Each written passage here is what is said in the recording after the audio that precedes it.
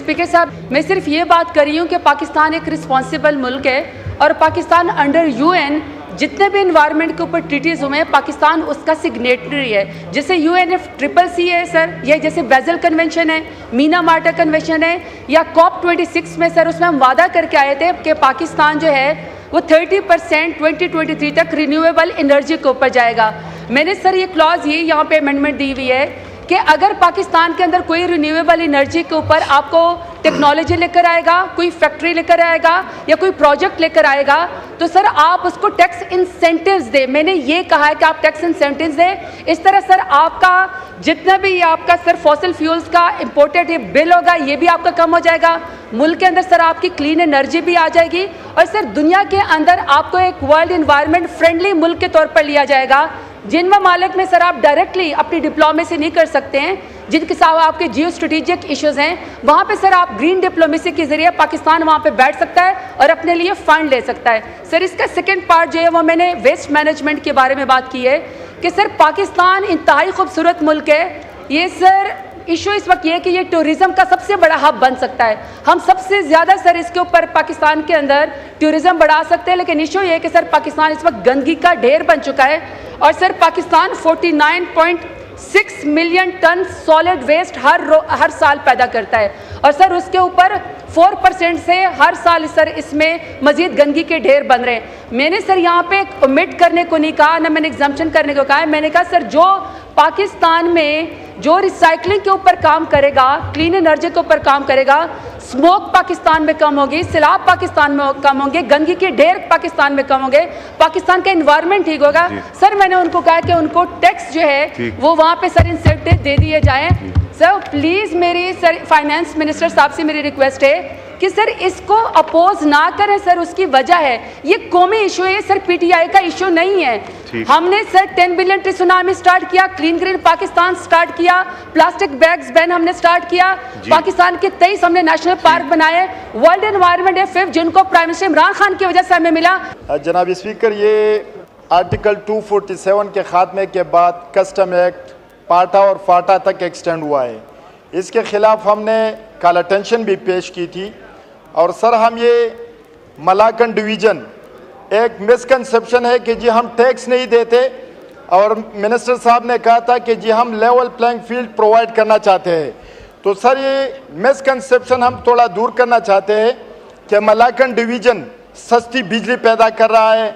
इसके अलावा कौमी नेशनल इकानमी में हमारा एक किरदार है, तकरीबन 5-6 लाख ओवरसीज है सर। अमेंडमेंट क्या वो रेमिटांसेस भेज रहे हैं और हम कंट्रीब्यूट कर रहे हैं नेशनल इकानमी में जी। लिहाजा हमारा इलाका मलाकन डिवीज़न ये फ्लड अफेक्टेड है, ये मिलिटेंसी से मुतासर हुआ है, हमारा इंफ्रास्ट्रक्चर तबाह हुआ है।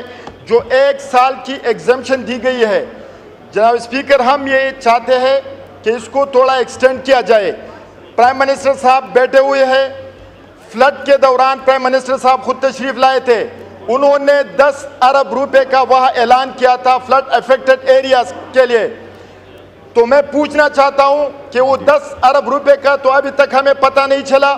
स्वात के MNA साहिबान इधर बैठे हुए, डॉक्टर अमजद साहब है, सुहेल सुल्तान साहब है, सलीमुर रहमान साहब है, लोरगीर के MNA बैठे हुए हैं। समझ नहीं आई मुझे अमेंडमेंट क्या चाह रहे हैं? अमेंडमेंट सर ये है कि जो एग्जम्पशन 1 साल के लिए दी गई है उसको 5 साल कर दिया जाए या इससे ज्यादा किया जाए, ताकि और ये 10 अरब का हमें बताया जाए कि वो पैसे कहाँ खर्च हुए हैं। पहले तो मैं ये जो मुलाजमिन की सैलरी बढ़ाई गई है और बड़ी अच्छी बात थी कि अगर ग्रेड 16 तक 25% बढ़ाई, लेकिन आपने ये कभी कैलकुलेट किया है कि ग्रेड 4 का अफसर जिस सिपाही जो या लोअर मुलाजम है उसकी पहले 40,000 तनख्वाह थी तो अभी 50 से ऊपर गया और साल 6 लाख से उसका उस पर भी टैक्स लग गया है। उस बेचारे को उसकी बजाय सैलरियाँ बढ़ाते कम कर दिया है और ये आपने सैलरी परसेंट के ऊपर 15% से लेकर 45% तक, मैं अभी आपके स्टाफ से बात कर रहा था, उनकी तनख्वाहें कम हो गई हैं। तो ये हम एक सरकार से एक तरफ देते हैं और दूसरी तरफ वापस कर लेते हैं। ये कौन सा इंसाफ है? ये कौन सा हमने इंसेंटिव दिया या उनको हम उनकी ज़िंदगी में कोई बेहतरी लाए हैं? दूसरा जो टैक्सेशन है ये आप सैलरी से लेकर आप टैक्स क्यों नहीं बढ़ा रहे?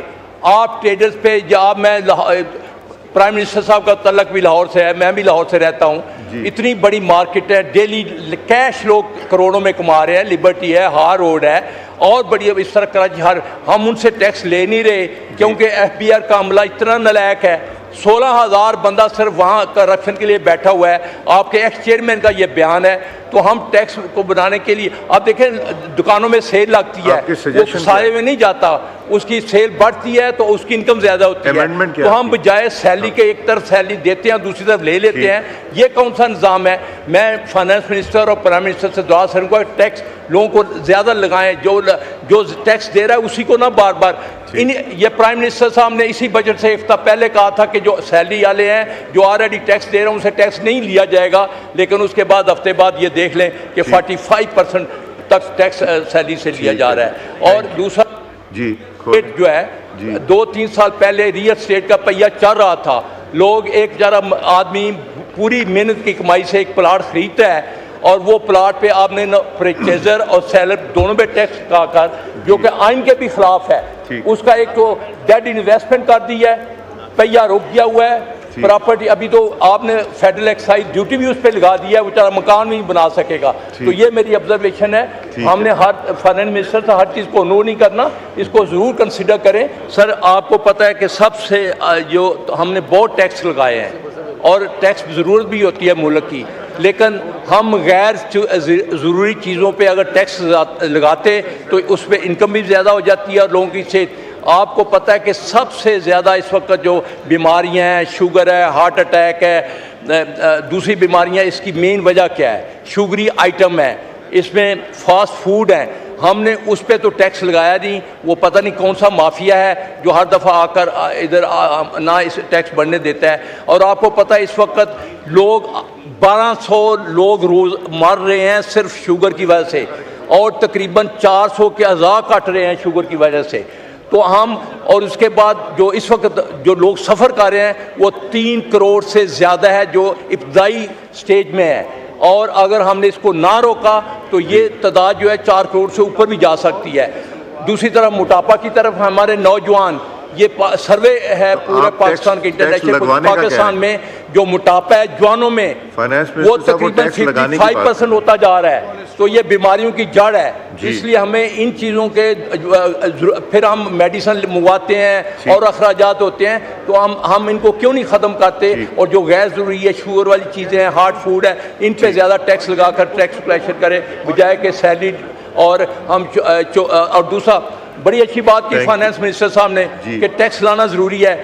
मैं ये तर्स किया हूँ इस अवान में बैठे हुए, प्राइम मिनिस्टर साहब बैठे हुए हैं, जब तक इस मुल्क में करप्शन ख़त्म नहीं होगी, अशराफिया को नहीं पकड़ेंगे, चोरों को नहीं पकड़ेंगे, ये मुल्क आगे नहीं जाएगा। मैं ये कहता हूँ। सर जो ब्रिगेडियर साहब ने इस पर टच अपॉन कर दी है कि ये प्रिवेंटिव है डिजीज़ के लिए, डायबिटीज़ के लिए, हार्ट की डिजीज़ के लिए, लेकिन सर मैं इसमें मज़ीद एक इजाफ़ा करूँगा कि जो फिनिश्ड गुड्स हैं, जो ये अनहेल्दी प्रोडक्ट्स हैं, चॉकलेट्स हो गई, शुगरी ड्रिंक्स हो गई, जिस तरह के ब्रिगेडियर साहब ने पढ़ दी अपनी अमेंडमेंट में, सर ये ज़्यादातर अमीर आदमी का बच्चा खाता है।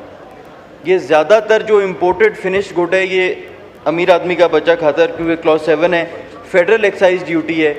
तो सर मेरे ख्याल में कि ये एक अच्छा मेजर होगा अगर हम इसको ज़्यादा टैक्स कर दें। ये एक ऑल्टरनेटिव टैक्स मेजर है। अगर हमने किसी लोकल चीज़ पे पहले ज़्यादा टैक्स लगाया जिस पे हम नहीं लगाना चाह रहे थे, ये ऑल्टरनेट रेवेन्यू है जो हम यहाँ से इसको जनरेट कर सकते हैं। और आखिरी बात सर ये कि ये एक बहुत अच्छा तरीका है इंपोर्ट सब्सटीट्यूशन जिसको कहते हैं, जिसमें आप अपना लोकल मैन्युफैक्चरर या लोकल प्रोड्यूसर जो है उसको आप प्रमोट कर सकते हैं। बाहर से इस तरह की ब्रांडेड चॉकलेट्स रुकनी है सर, और ये गरीब आदमी का बच्चा नहीं खाता सर, ये एलीट का बच्चा खाता है। तो हम सर ये एक ऑल्टरनेट मेजर है जो हम इसको अगर हम अपना पुट इनटू इफेक्ट कर सकते हैं तो हम स्टेशनरी या दूध या इस तरह की किसी चीज़ पे हम उसको रिलीफ दे सकते हैं। शुक्रिया सर।